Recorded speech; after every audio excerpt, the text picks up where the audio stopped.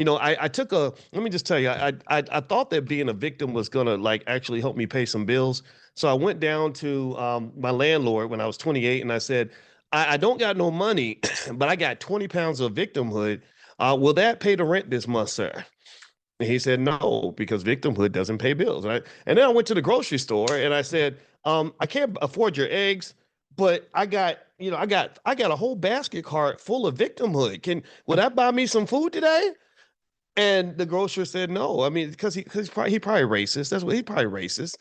And I every time I try to take this big bowl of victimhood, because they serve it by the pound, right? You go to any local politician, go to any, you listen to anybody who kind of, really wants you to stay right where you are. They'll give you lots of victimhood, but I found last time I checked, victimhood doesn't solve any problems, and it doesn't actually help you. It doesn't pay. You can't pay bills with victimhood. That's racism. That's what it is.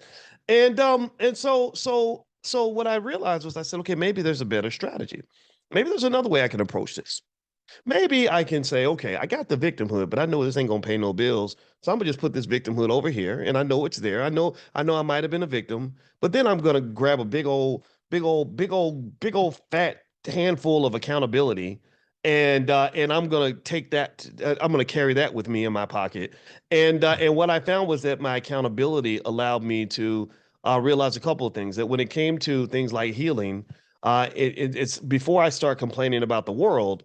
I start looking at Boyce, right? Before I start talking about what he did, I start talking about what I did.